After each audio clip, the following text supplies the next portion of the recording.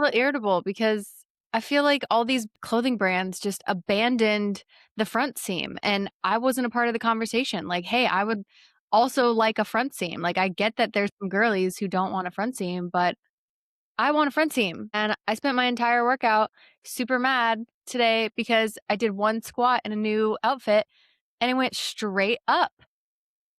And And you had camel toe on display. camel toe central. I literally went to the bathroom and like put toilet paper in my underwear to try to like No. hide it.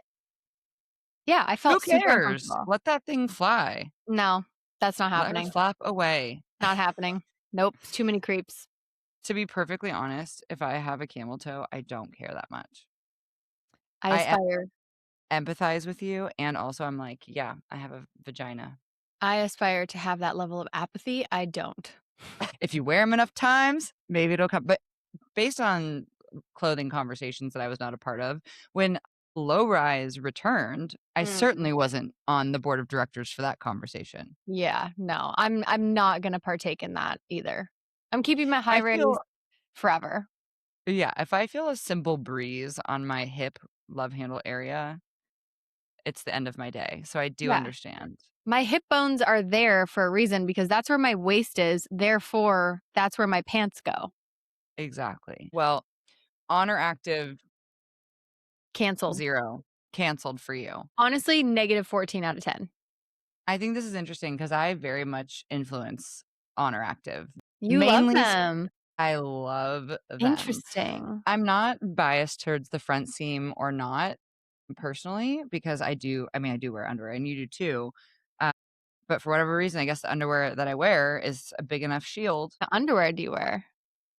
They're from Amazon. They're like these like high rise, seamless, athletic material with a little No. cotton gusset. Maybe my vulva's just built different. And they all are. And on that note, let's get into the topic. What if the thing you've been doing for bone health is doing nothing and might actually be making something else worse? That's not a hypothetical. That's what the research says, and we need to talk about it. This is the thing doctors have told women to take for decades. The thing your mom probably takes. Maybe the thing that you take. And today, we're digging into the research that found no significant reduction in fractures while using these as supplements. Zero. Literally zero. So today, we're ranking every supplement the industry has pushed at women, what the evidence actually says, and plus, what no supplement can ever replace.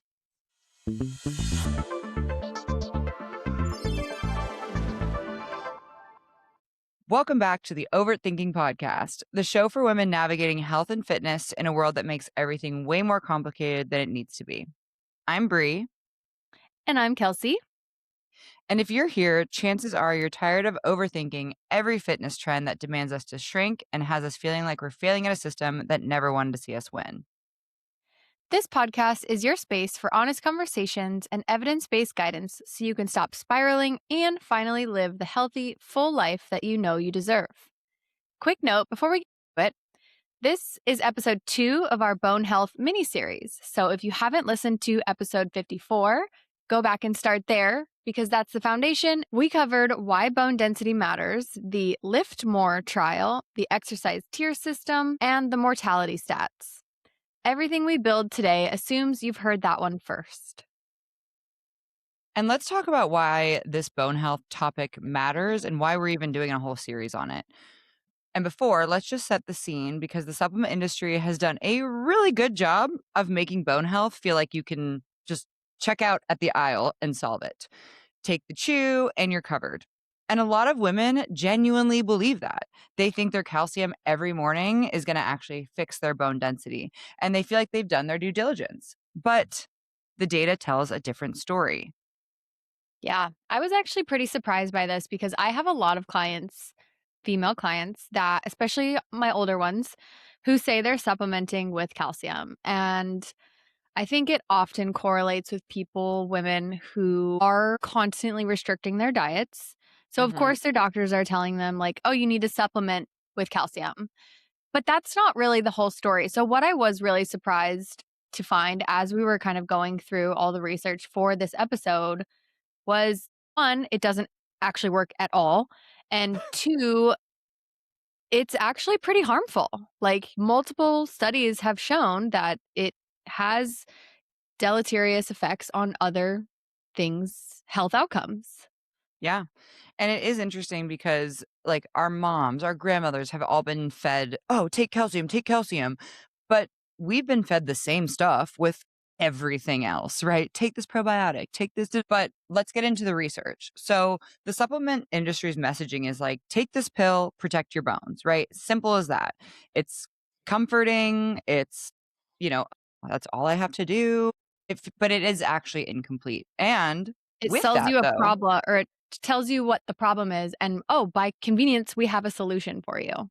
exactly. That's like the Vagisil, like, fix your pH with this body wash. You're like, you are Fuck certainly off. not going to fix my pH with a little body wash that I'm going to wash off in 10 seconds. So, Yeah. but what is interesting though is that 42% of Americans don't meet the estimated average requirements for calcium. And we can't even get that from food. And studies are showing that dietary calcium intake has decreased over the past decade, and the increase in supplement use hasn't compensated. So there was actually a big trial done of 36,000 women. So over 7 years, they were given calcium and vitamin D, and it actually showed that the supplement trial didn't significantly reduce hip fracture rates at all. And the reason why hip fracture rates specifically are so important for women is because when you are diagnosed with osteoporosis, aka your bones are not strong, they are at risk, we typically do a bone density scan with a DEXA scan on your wrist and your hip because those are the two places in Americans where we can accurately test if your rate of all cause mortality is in jeopardy. And so when we look at hips, obviously those are like the most important joints of our body. We sit, we stand, we walk, we do stairs, we jump. And so, and I have seen a lot of this at True Health where women are diagnosed with osteoporosis, their bone density is way down. And what's the first thing to go? Hips. That's why our parents have hip replacements, grandparents have hip replacements, because that's a huge area where you move a lot and you need to be strong in. But unfortunately, just taking this one supplement of calcium or even vitamin D isn't going to move the needle for you. And actually, in December 2024, recommendations against supplementation for fracture prevention, basically the government's top health advisory panel saying this doesn't work for prevention. It actually might be harmful. Yeah, I looked this up. There was a meta analysis of 13 RCTs in 2021. And it basically said that calcium supplements increased the risk of cardiovascular disease by about 15% in healthy postmenopausal women. Like, that's the mic drop moment. This isn't like anti-supplement. It's just like this is the true reality is that women are taking the supplement like, cool, my bones are good. Boop, don't need a lift. And that's going to set them up for worse health practices because they think that they're covered. Have you ever like thought about taking a calcium supplement like yet Yeah. in your life? I took those little chocolate chews growing up. My mom Really? fed those to me like, "Oh, for sure." Interesting. Yes. Yeah, and the whole hair, skin, and nails thing, as a woman, I want strong nails, I want pretty hair, and we always think calcium. We're not Right. so Well, it's interesting too, because like we're fed like everything is pink it and shrink it when it comes to women, right? Like we're fed a multivitamin or like on the shelves, it's like multivitamin, which is like the men's, and then it's like multivitamin for women. And the only additional thing is calcium. And you're like, okay, sure. Like it's obviously says it's for me, so it must be, right? right, and getting people to do anything that's good for them is hard enough, and especially when it comes down to something like your bone health, like, yeah, you need your bones every day, and then all of a sudden I have a fracture and your entire life changes. And women who are restricting, like, have been through big seasons of caloric deficit or trying to get fit for their wedding or long times of just restricting calories, especially those listening in the 20s, 30s, maybe even early 40s, we're thinking that we're being healthy, but we're actually depleting our bones of their peak bone building years. So, being in a caloric deficit, yes, that changes your body composition, but a lot of times we don't think about the impact on our bones and our long term health. I think also there's this like onus of the wellness industry of like, well, you're taking care of yourself. This is an act of self care. You're taking multivitamins. You're okay, but like you might be missing the forest for the trees because, yes, it feels proactive to just take a pill. I wish that was the case. I wish that it was the case where I could just take a pill and lose weight or have the shredded body that I want or like have the heart that I like that takes care of me and the bones that are strong. I wish that was the case. It's just not. Like it feels like you're doing something, and that feeling of doing something can actually be a barrier for you to actually do the thing that works, which is Right. eating a balanced diet, exercising to actually load the joints, i.e., not Pilates. Or Orange Theory. Don't even get me started. And then I like that you said that. Like when we focus on, oh, this magic pill is going to do it all. And then we forget about like, no, you still have to like lift the weights. Like you still have to do the hard thing. Like, sure, you can put lipstick on a pig, but you still a pig. And I think that when we think about GLP-1s, which we'll talk about in an episode coming up. But with GLP-1s, we think, oh, I just take this and I'm skinny. But actually, all of those people are the ones coming to me now with hip fractures, wrist fractures, osteoporosis diagnoses. So let's keep talking about the science and let's actually talk about what really does build bone. So we give our listeners some tangible and actionable things that's not a supplement. Yeah. So before we rank any of the supplements that we're going to talk about today, I think it's important to understand the how, because the reason some supplements work and others don't comes down to actually what triggers, in this case, bone building in the first place. And once you understand that, the whole tier system will kind of fall into place. So, bone remodeling, much like muscle, has two-part processes. So, and these are running constantly. So things like your osteoclasts, which are your version of bone cell, actually break down bone tissue. So tissue that's dying, right? We got to get rid of that. There's a cell for that. We also have osteoblasts. So those build no new bone tissue. Wow, I can't talk today. So osteoclasts break down old tissue, osteoblasts build new tissue. Is that Yeah. right? I feel like Okay. it should be the other way. I feel like it should be osteoblasts, like we're blasting the old cells, but it's the opposite. I completely agree. And so So the balance between those determines whether you're kind of gaining, maintaining, or losing density. yeah, and call back to the last episode we just did on this, episode 54. This is the same mechanism we covered with resistance training. So it's much like building muscle. Yeah. And calcium's actual role is that it's like raw material, right? It's the framework. It's not a trigger. So having calcium in your bloodstream doesn't automatically send it to your bones. Your body needs a signal, and that signal comes from mechanical stress, not just swallowing a pill. Yeah. And so think of calcium like bricks. Protein is the scaffolding, and mechanical loading, like lifting heavy things, you know, jumping, things like that, that's the construction crew. So without the crew, the bricks just kind of sit there and you flood your system with calcium. You're not even giving your body a reason to use it essentially. Yeah, therefore it's not going to build. And here's an interesting stat that most people probably don't know. 50% of your bone volume is actually protein, specifically collagen. So your skeleton isn't just a mineral structure, it's a protein matrix that gets mineralized with calcium. So protein is not just a muscle nutrient, it is literally the framework for your muscles, and in this case, your bones. Yeah. And there is a growth factor called IGF-1 that signals that bone remodeling. So two things stimulate it. One, resistance training, as we've been talking about, and adequate protein intake. So those two things yet again go together like PB&J, and that is why the combination is so much more effective than either alone. So every time your mom takes her calcium supplement and she hasn't done her 20 jumps or any resistance training, she's just taking a supplement to waste money. And this is why the combination of protein and resistance training is so much more effective, and no supplement is ever going to replicate what happens when you actually pick something up heavy and then recover from it. This is why I often say, let's not miss the forest for the trees. And I think what a lot of these like wellness influencers end up doing is they're like, look at this health protocol. It's all supplements. It's all this. I'm like, if you're not mastering the basics first and doing the things that are setting that foundation, like lifting, like eating a balanced diet as best you can with a moderate calorie intake.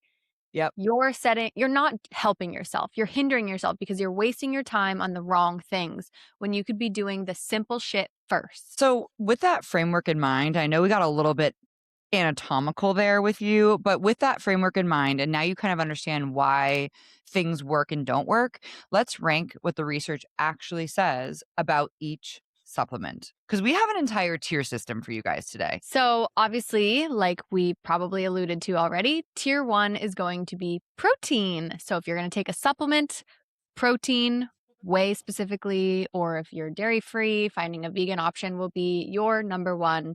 Of course, food first, right? Like you want to choose high protein, real food, but then supplement as needed. So, this is the most underrated bone nutrient in the conversation and one that people don't even realize is helping their bones. So, remember 50% of talk about building bone, we can't miss out on Our Lady protein. No. And in fact, the National Osteoporosis Foundation did a systematic review and meta analyses, included 16 randomized control trials, 20 prospective cohort studies. So the finding was that higher protein intake had a statistically significant protective effect on lumbar spine bone mineral density. And that's the same site where osteoporotic fractures most commonly happen. So we talked about the hips, we've talked about the wrist, and also your lumbar spine. So many of us listening right now probably have like that weird achy SI joint pain thing. Well, if you're starting to get it, we are literally talking directly to you. Yep. The data Yep. showed a And me. significant positive correlation between protein intake and bone density in women, literally 1 to 1, with a saturation threshold of about 60.7 grams per day, meaning most women aren't even hitting the very floor of protein where it actually starts to do its job, right? Yeah. Yeah. I would say, I mean, we've gotten better, I think, as a society of like, because everything, protein is so in our face these days. You go to the Right. store We were and it's talking about that with like Costco has like everything on the end caps, right. protein this, protein that. It's protein oats, it's protein whipped cream, it's protein, everything has protein these days, right? But still, most women undereat full stop, but undereat protein specifically, And undereat especially, real protein. Like, if you were eating a ton of protein granola. right? Especially women 40 and up, right? So the takeaway we want from this section is if you are not yet, you should be consuming 1.2 to 1.6 grams per kilogram of body weight per day. If you don't want to do the conversion of kilograms to pounds, just ballpark about a gram per pound of body weight Yeah. or your ideal body weight goal, right? Yes. Or and sometimes we'll use the range of like point 0.8 to 1.25. It's a pretty big range, right? But for someone who's listening to this, just aim for 1 pound per 1 gram of protein. And you are, even if that feels so outlandish to you, like, how could I possibly get 175 grams of protein? Shoot for the moon, land amongst the stars, my girl. Yep. I And love it. also, the other hack, just divide it between how many meals you typically have and see if you can try to get that portion each meal. Because Right. protein, again, is the scaffolding of the bone. So 50% of bone volume, and which stimulates the IGF-1 receptor, is protein. So, So then tier two, this one, color me surprised, was collagen peptides. Yeah. So this is an emerging area of data. And you guys know I'm starkly critical of supplements at large. And I find collagen to be a little exhausting because it just seems like one of those pink it and shrink it type thing. Like, women don't want to take my whey protein. I want it to be collagen because it's pretty and so I've yeah. had my reservations and my skepticism, but this gives me, a new perspective on something and I'm willing to change my mind and be optimistic about. So obviously they don't get as much airtime specifically for bone health, but as like calcium and vitamin D, but they have some of the most interesting bone specific data of anything on the list. So interesting. I literally love when this never happens, also, by the way. Kelsie doesn't ever say things like that. Like, wow, I am surprised, I'm skeptical, but also optimistic. We love this I'm for us. willing to admit when I'm wrong or I'm open. Yeah, not even wrong. It's just this is the best part about being a woman in fitness who is asking the right questions is that, like, great, prove me the fuck wrong. Like, if I don't know something, show me the research and we found the research. So But that's the what the whole research point of science and research too, is that it's yeah, ever evolving, it's ever changing. We're constantly learning new stuff. Like there's stuff that will be true and continue to be true throughout time, but we are continually unfolding new areas of research. That's how science works. and also that's why you're here because we're doing the research for you, so you literally don't have to. But speaking of the research, in a follow-up of randomized controlled trials, 5 grams of specific collagen peptides daily produced significant bone mineral density increases at the spine, the femoral neck, which is that part in your hip where it's a little bony part that fractures, specifically in postmenopausal women.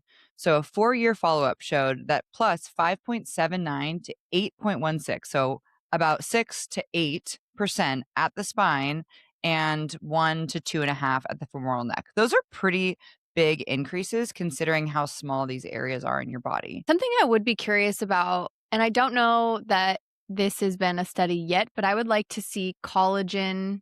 So it's a randomized control trial. I would like to see collagen as one of the controls. I would like to see whey protein as one of the controls, and I would like to see no supplements as the other control, right? Because I still don't think that collagen will be superior than like a whey protein Right. supplement, which is why it's tier 2, right? Like obviously protein first. But if you're that girly that's like, no, collagen, it's better, it's cuter, fine, great, do collagen. Yeah. I think also bioavailability matters, and we're not deep enough into the research to really make a stand on that. But I'm somebody who I can't have whey. So collagen probably is going to be more bioavailable and my body's going to use it and absorb it more. But who's to say? Because we're still very new in this research. So that 2025 meta analysis confirmed that collagen peptide supplementation combined with calcium and vitamin D even significantly enhanced bone mineral density versus calcium and vitamin D alone. The one caveat, though, is these are smaller sample size trials and some industry funding can be hit or miss, but it's promising. It's not bulletproof, but at least we're on the right track. So if you're going to take one supplement for bones specifically, it's not calcium. It's actually collagen, which we have previously shit on before. And you know what? We're starting to come around to her. We're listening to the data. We'll continue to listen to the data. Yeah. So, of course, tier 3 is going to be calcium, but not from a pill. It'll come from food. We always take a food first Interesting. approach. So, like we said, calcium does matter for bone, but it is not the trigger to stimulate those bone cells to do their thing, right? So, that's not the question. What's the question is whether taking a supplement actually reduces fracture risk, and the evidence says no, right?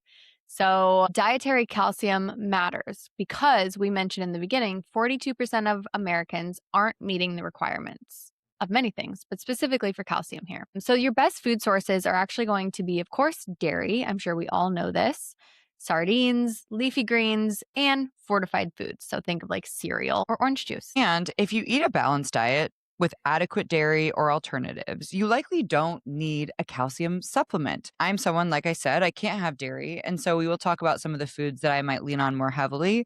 But the practical takeaway is if you prioritize your dietary sources, like you said, dairy, sardines, your body can only absorb about 500 milligrams of calcium at once, and you need about 1,000 to 1,200 milligrams per day. So, if you do supplement, keep those doses small and kind of spread them throughout the day or based on when you need them. If you're having a day where you are higher in dairy, higher in calcium rich foods, you might not need to take the supplement at all. You can save yourself a couple bucks. But a calcium chew is just not the same as your bone health plan. So, let's talk about some example foods that do have high calcium that we can literally find in our fridge. So, a cup of milk and really any fat percentage is about 300 milligrams of calcium.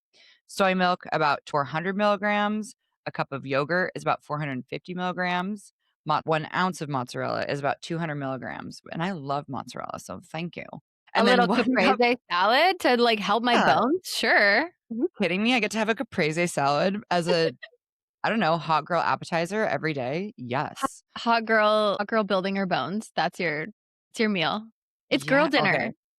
That is girl dinner appetizer though, because that's Yeah, not the whole that's thing. girl appetizer. Yeah, we still need protein in our dinners because Mhm. the whole girl dinner trend.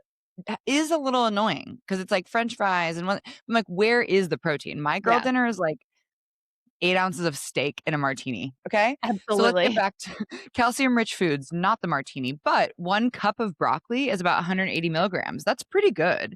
That's over 10% of your daily needs. A cup of spinach is another 250 milligrams. That's That's a pretty quarter crazy. of your needs. Yeah, and, a cup of spinach boils down to, like, a single tablespoon. Right. Or blend it up in a smoothie and boom, you don't even have to eat it. You just drink it. Exactly. And then my favorite, these are like my absolute fixation foods right now, especially the Turkish figs. But Ooh, 1 cup of dried figs is 300 milligrams of calcium. And figs are also great because they have fiber in them. They're grab and that's pretty go. It's a crazy. great post workout little hit of carbs. So we think and we want you to start thinking about calcium in the ways that, yes, it will support your bones. And yes, it is very important, in fact, crucial. But your calcium chew is just not going to do the same thing that your real food will. And most of these foods you probably already have in your fridge. So it's just a matter of being like, oh, I'm going to go for spinach instead of XYZ today. It's simple little decisions. When you know the science, it makes these decisions so much easier and you feel so much more empowered. Right. Or when you're considering that Caesar salad, you're like, okay, should I get the Caesar salad or the spinach and strawberry salad? You're like, oh, well, spinach strawberry salad obviously has more benefits than the Caesar salad. And also, if I'm like, I freaking love a Caesar salad, great. Then when you get your Caesar salad for appetizer and then you have your steak for dinner, maybe you want to go with the sauteed spinach as your side. Good point. You know, great things can happen. So let's round it out with tier 4. Our fourth tier of supplementation is vitamin D. And we've talked about this a little bit on the podcast, but vitamin D is acts more like a hormone than a vitamin. Its primary role in bone health is enabling that calcium that you're eating to actually get absorbed in the gut. So without adequate vitamin D, calcium can't do its job and it's just floating around in space. So they're kind of linked, but it doesn't mean that taking more is necessarily better. Yeah. I think we've all heard that most people are deficient in vitamin D, especially if we don't go outside a lot, right? Yeah. So interestingly, there was a trial of about 25,000 participants, and they were given 2,000 IUs of vitamin D per day for 5 years.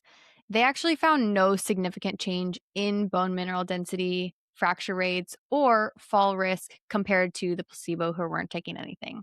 So that's one of the largest and most rigorous randomized control trials ever run on this question. So if you've been taking vitamin D because you're a doctor or you heard it on the internet, says take vitamin D because of various reasons and you're doing it for bone health, maybe it's not doing anything. And here's the nuance that matters. Vitamin D deficiency is real and it is common. Roughly 25% of US adults are at risk of this vitamin D deficiency, and especially for women, older adults, and people with darker skin tones. And deficiency genuinely impairs calcium absorption and is linked to that bone loss. So, correcting this deficiency really does matter if bone health is on your mind, and it should be. I would actually say that routine testing and supplementation of vitamin D or any specific nutrient in isolation isn't supported by any evidence, but rather consuming fortified foods is preferred, especially for vulnerable individuals. So if you're like, oh, I want to know my magnesium level, well, maybe doing a blood test for like specific nutrients isn't really going to be all that helpful. Again, it's the missing the forest for the trees thing. Yes, get your routine blood work annually, especially as you age. That is important. But if you're doing it to just identify quote unquote deficiencies, it may not be the best approach. Yeah.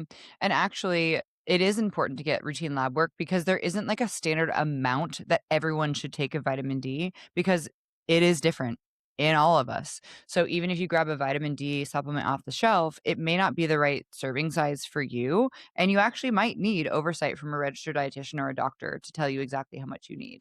And I think what's most important for blood work is trends, right? It's just like stepping on the scale. Like one scale weigh in isn't telling us much. One blood work panel isn't telling us much. What we want to see is trends, especially if you're looking at your hormones, right? Just doing one hormone panel isn't telling us the full story. If you're doing one every single month at the same time or at different points in your cycle, especially if you're a woman, that's the story. That's where we get data. And I will say, for people listening to this, you probably didn't know that I lived in Hawaii for 1 year. I lived in Hawaii for 1 year, and I was I get routine labs done ever since 2016, and that 1 year in Hawaii, I was the lowest, most deficient in vitamin D. Interesting. I wasn't going outside. And so if you're someone listening to this and you live somewhere where it's sunny out, daily sun exposure, about 20 minutes when the sun is the highest in the sky, is your full dose of vitamin D. So if you live somewhere that's sunny, it's basically free. Just go out between 11 and 1, bask in the sun. Don't look directly at the sun, but look Still wear into your like sunscreen.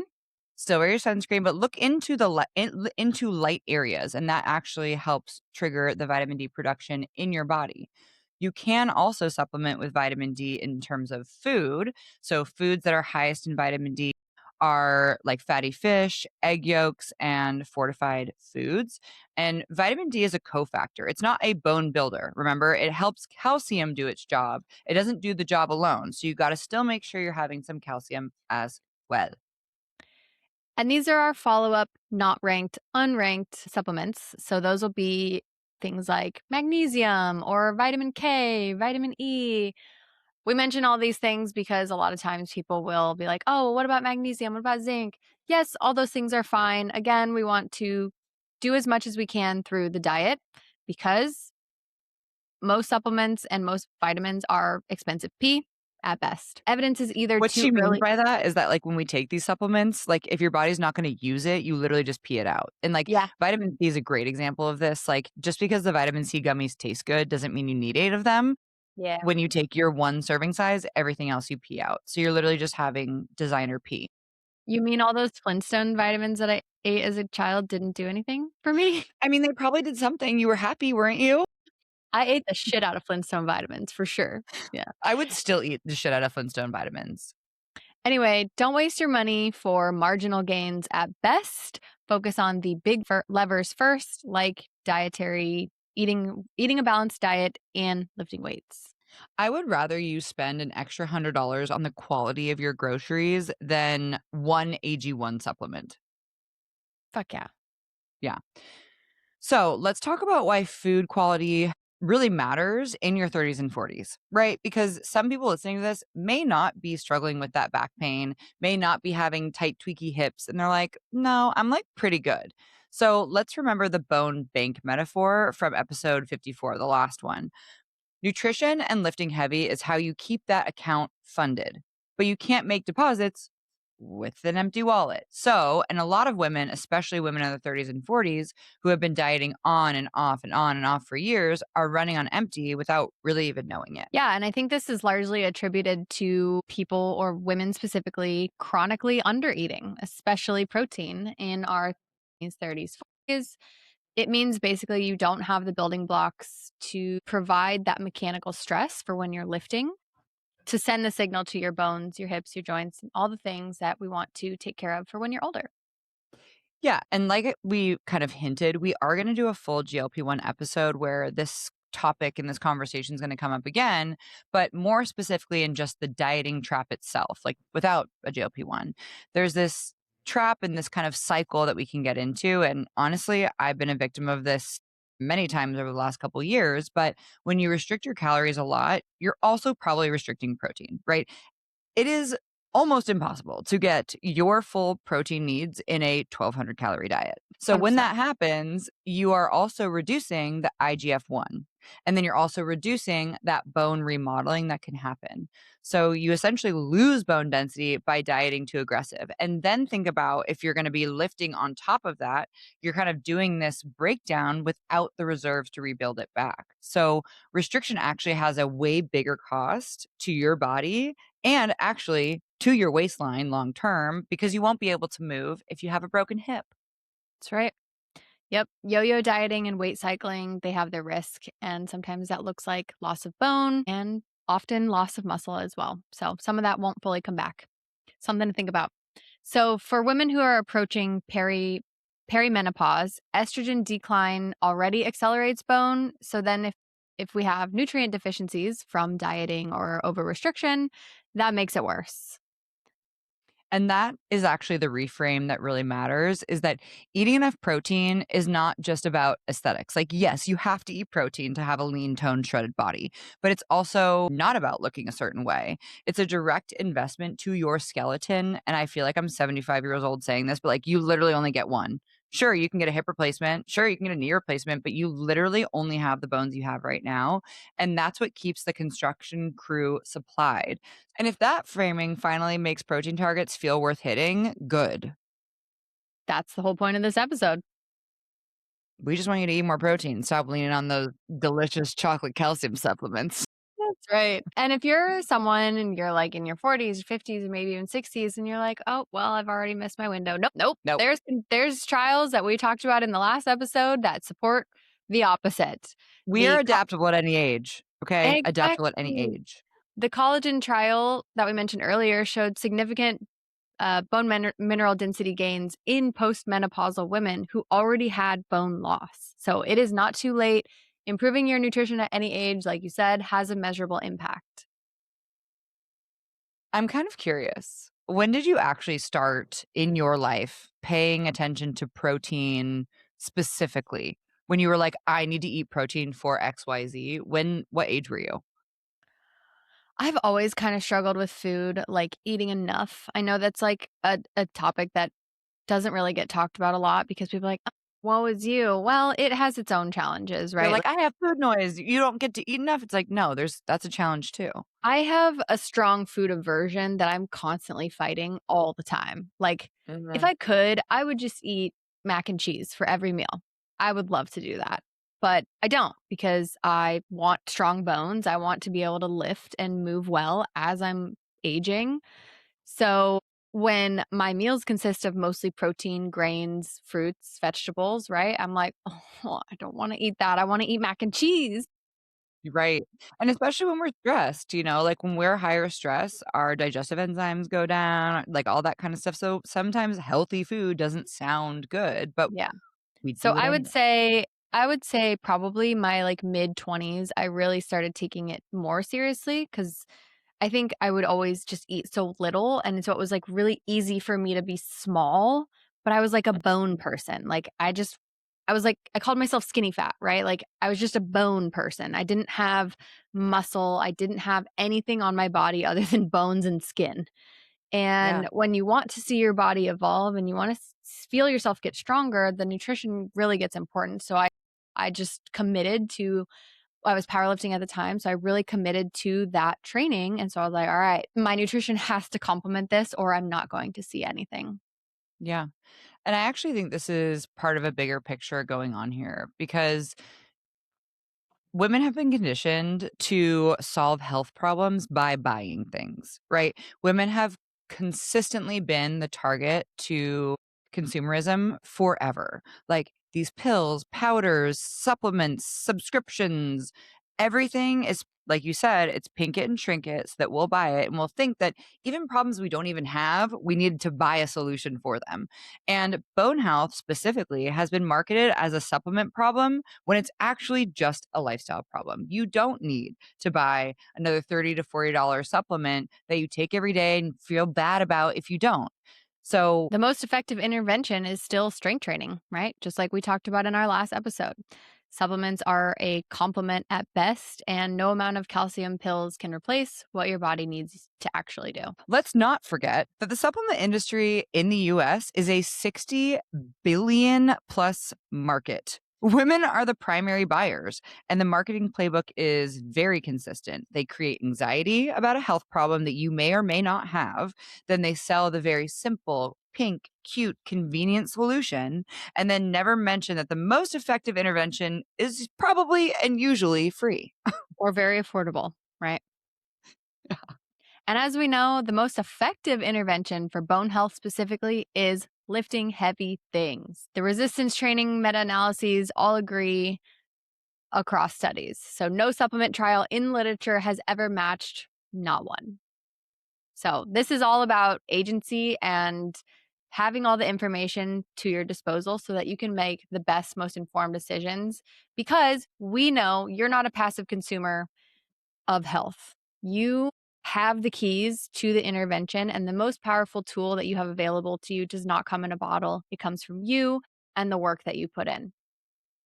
It honestly comes from a gym membership and maybe an Instacart membership. If you're going to spend money on anything, have it be that. But we did start by saying the single most effective thing that people can do for longevity is strength training.